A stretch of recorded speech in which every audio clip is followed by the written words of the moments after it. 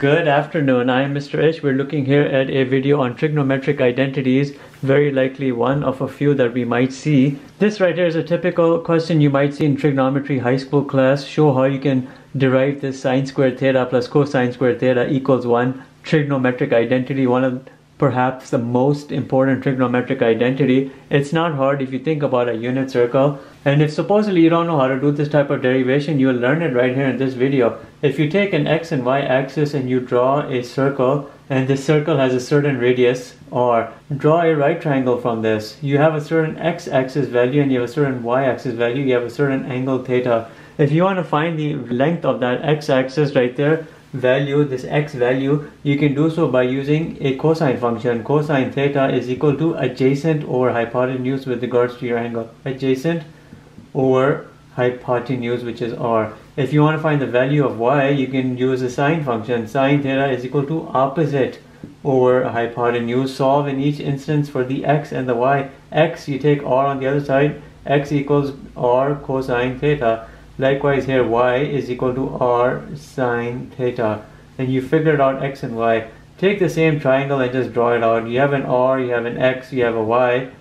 You have a right triangle, a square plus b square equals c square. Put these x and y and r values in that Pythagorean formula. X square plus y square equals r square. X is equal to r cosine theta, you do r cosine theta square.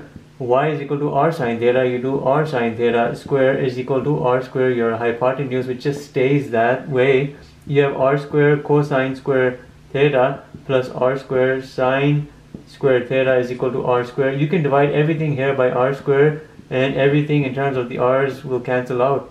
What you'll be left with is just exactly what you're trying to derive. Cosine square theta plus sine square theta is equal to 1, and you would be done with this easy derivation. Remember, you can very well get tested with this type of question in your high school trigonometry class. Derive the two main cofunction identities, our second and last question for this video. What are the cofunction identities?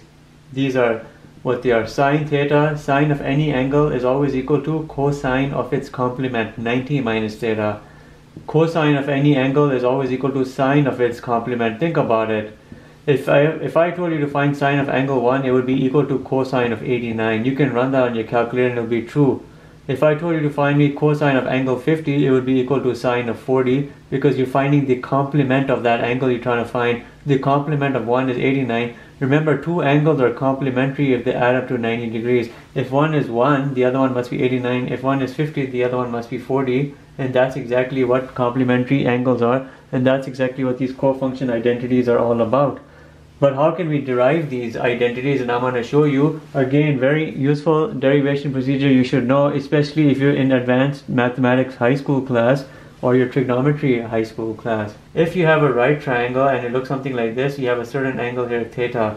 If you know this is 90 and this is theta, and you know the three angles of a triangle always equal 180, then this angle right here must be 90 minus theta. Think about it. 90 minus theta plus 90, all of these three will add up to 180. Okay, let's call this A, let's call this side B, let's call this C. If we look right here at the very first formula right here, if we were to determine what sine of this angle is, theta, sine of theta with reference to that would be opposite over hypotenuse. Opposite would be B over C. Now, if we were to find cosine of the angle right over here, cosine of that angle 90 minus theta, which is the cosine of the complement of this angle, what's cosine definition? It's always adjacent over hypotenuse. In that instance, would be B or C. Sine theta is equal to B or C. Cosine 90 minus theta equal to B or C. Therefore, they're both equal to each other. You can say sine theta is equal to cosine 90 minus theta. And you've solved and proven the first one. You've derived it. Let's show the second one.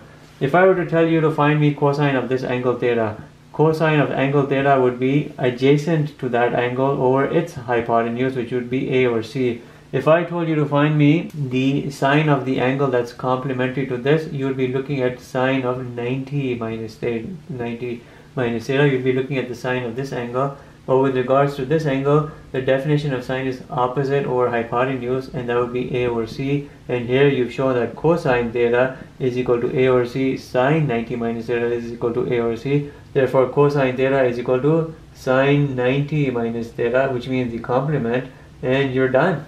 The derivation procedures are completed, and now you're seeing that the procedure and this whole process, what I've shown you in these two questions of this video, is not that hard. It is in your abilities to do something like this. Thank you for watching. Stay tuned. Have a nice day.